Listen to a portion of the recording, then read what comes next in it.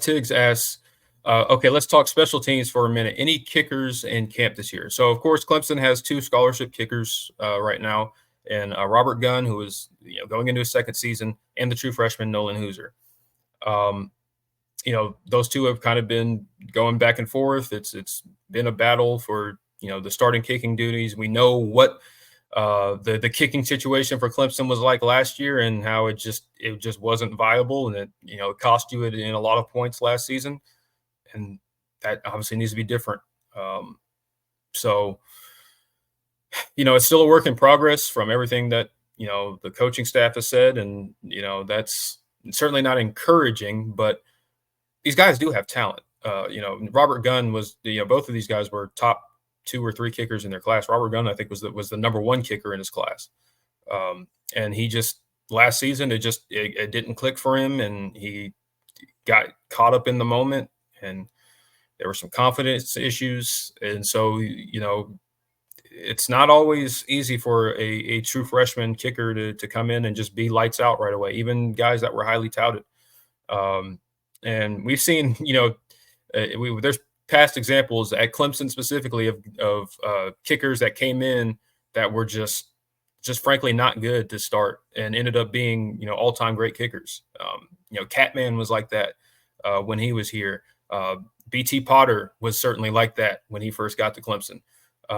So it's not always being a kicker is, you think of it as, oh man, all you have to do is kick. I mean, you practice one thing every day, but when you practice and then getting to the game, it's just, you can't simulate it. It's different. And I'm not, making excuses. Robert Gunn certainly had to be better last year. But that's just kind of the reality of the position. It's a high pressure. There's not a whole lot, that goes into it.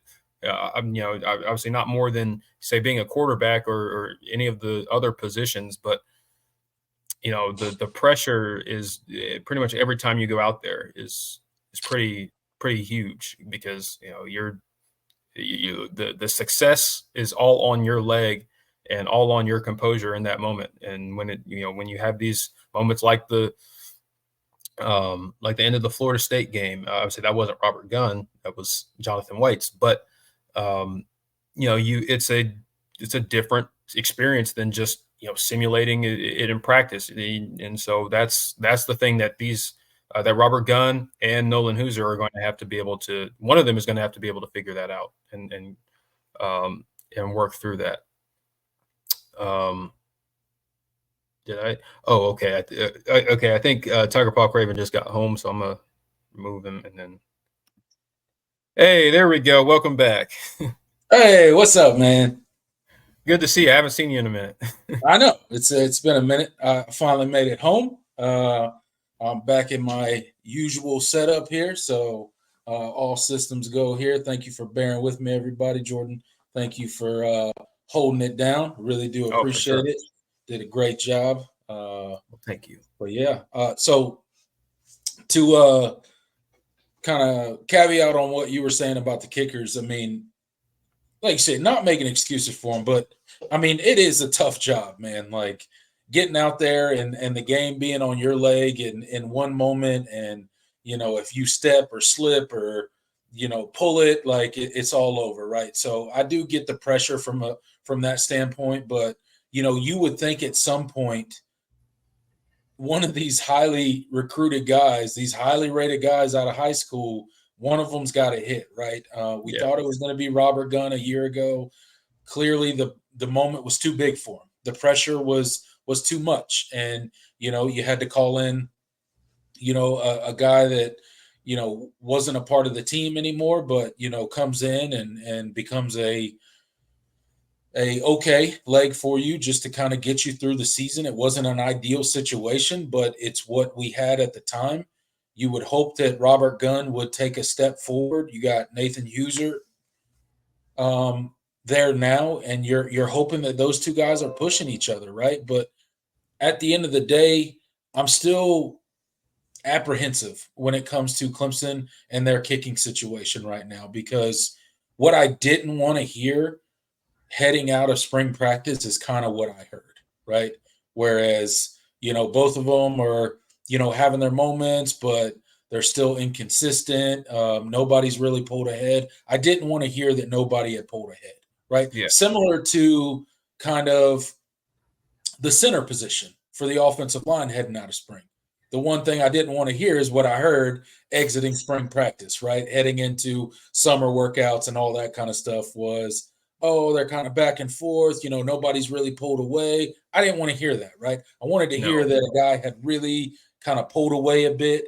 And, if it happened today, this would definitely be the guy, no doubt about it, right? But we didn't hear that for either of those two position groups, and we're gonna need it this coming fall.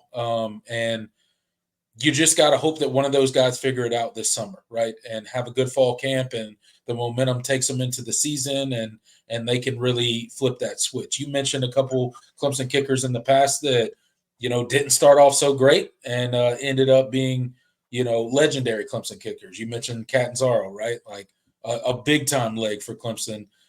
Did it in the NFL for a long time as well. So just got to hope that those two guys can, one of them can emerge as the kicker, because the last thing you want to hear is coming out of fall camp is what you heard coming out of spring practice is, we don't really know, they're both doing really good.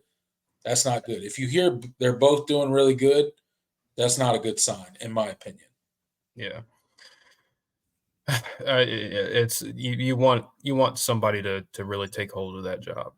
Maybe it is the case where both of them are playable all of a sudden, like they both make significant strides. But when you read through the lines and when it comes to coach speak and stuff like that, usually that means it's like, okay, we don't really have a true starter yet, and that's right.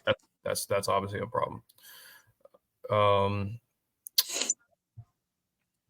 Sticking with the special teams theme, John asks, "Who's your pick for starting punt returner this year?" Uh, I'm going to go with Tink Kelly. I think I think they really wanted to get Tyler Brown up to they really wanted him to be that guy last year, and I just don't.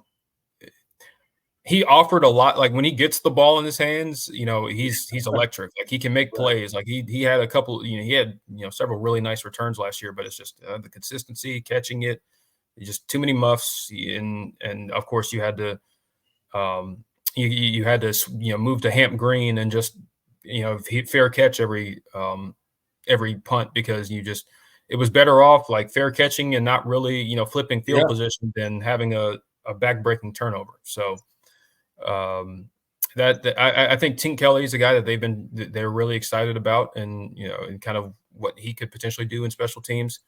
Of course, Antonio Williams has a lot of experience as well, but I wonder, coming off of injury, whether they want to put him in that position again. I don't know.